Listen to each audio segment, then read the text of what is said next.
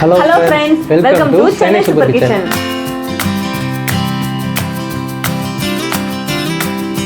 இந்த அன்னாச்சி பழத்தை நாங்கள் ஒரு 3 தடவை வாங்கி முக்காவாசி போல அழுகி தான் போயிருந்துச்சு.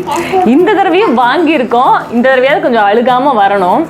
இந்த அன்னாச்சி பழத்தை நம்ம கட் பண்ணிட்டு இதுக்கு தொட்டுக்கிறதுக்கு இனிப்பு புளிப்பு காரம் எல்லாம் கலந்த மாதிரி ஒரு டிப் பண்ண போகிறோம்.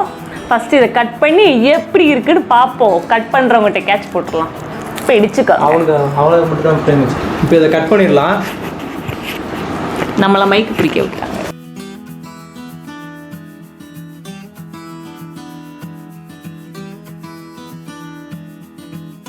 படம் இதுவும் நல்லா இருக்கு. இந்த பழம் நல்லா இருக்கு, அழுகாம தான் வந்திருக்கு. உள்ள தோல் எல்லாத்தையும் சீவிட்டு பார்த்தோம்.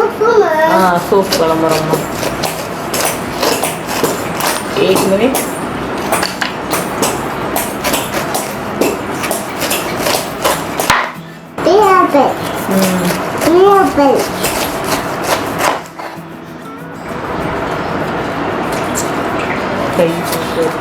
பழம் நல்லா பழுத்துருச்சு, நல்லா கனிஞ்சிருச்சு. வாடை வீடு ஃபுல்லாக வருது.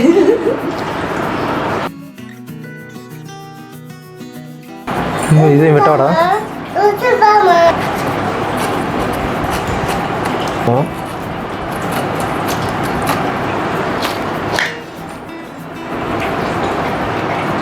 அப்படியே ஸ்பேஸ் கொடுத்தோம்.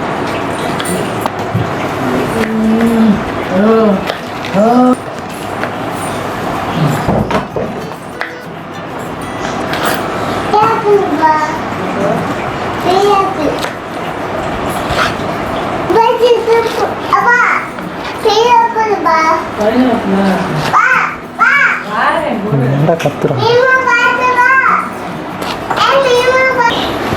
அடி.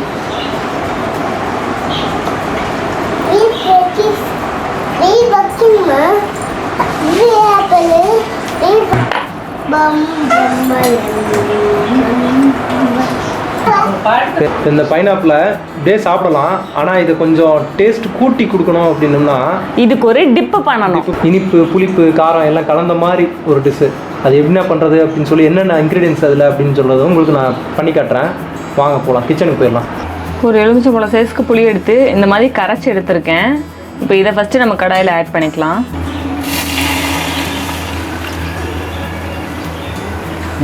இப்போ லைட்டாக கொதிக்குது பார்த்தீங்களா? இந்த ஸ்டேஜில் நான் கொஞ்சம் கருப்பட்டியே இந்த மாதிரி நுணுக்கி எடுத்திருக்கேன். இதை வந்து நம்ம உள்ளே சேர்த்துக்கலாம்.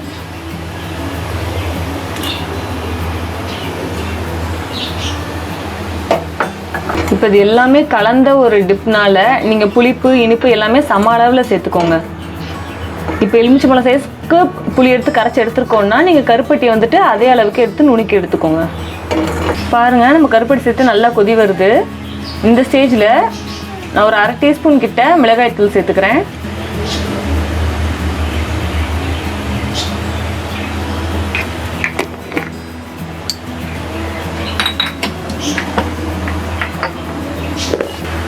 அப்புறம் தேவையான அளவு உப்பு சேர்த்துக்கலாம்.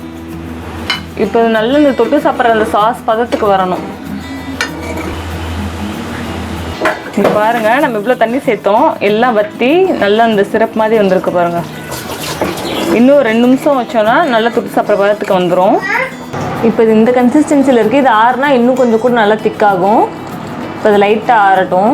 நம்ம ஒரு கிணத்துல ட்ரான்ஸ்ஃபர் பண்ணிடலாம்.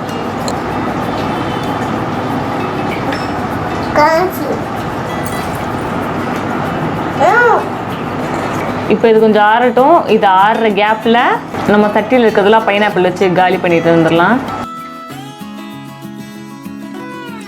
நல்லா பைனாப்பிள் மேலாம் படுற மாதிரி எல்லா சாஸையும் பரட்டி விட்டுட்டு இப்போ நம்ம அப்படியே எடுத்து சாப்பிட வேண்டியதான்.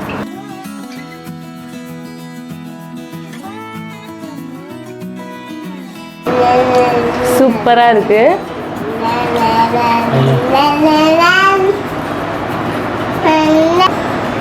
அந்த புளிப்பு காரம் எல்லாம் சேர்ந்து சூப்பராக இருக்குது சாப்பிட்றதுக்கு. இப்போ நம்ம அவங்கள்ட்ட டேஸ்ட் பண்ண கொடுப்போம். எனக்கு இந்த சாஸ் கொஞ்சம் அதிகமாகணும், அதனால நான் இன்னும் கொஞ்சம் ஊற்றிக்கிறேன். சூப்பராக இருக்குங்க. இது எல்லோரும் கண்டிப்பாக வீட்டில் செஞ்சு பாருங்கள். இது நான் எங்கே பார்த்தேன், இது எனக்கு எப்படி தெரியும் அப்படின்னா திருப்பரங்குன்றம் மலை அடிவாரத்தில் நான் ஒரு தடவை சாப்பிட்ருக்கேன். இந்த மாதிரி ஒரு தடவை சாப்பிட்டு பாருங்கள், கண்டிப்பாக அடுத்த தடவை இப்படி தான் ட்ரை பண்ணி பார்ப்பீங்க. சட்டியில் இருந்தது காலி ஆயிடுச்சு. இப்போ நம்ம கிண்ணத்தில் இருக்கிறது காலி பண்ணுவோம். Second round. இப்போ நாங்கள் இது எல்லாத்தையும் ஜாலியாக ஈவினிங்கில் காலி பண்ண போகிறோம். நீங்களும் கண்டிப்பாக இது மாதிரி ட்ரை பண்ணி பாருங்கள். பாய் சொல்லுங்கள். பாய். பாய்.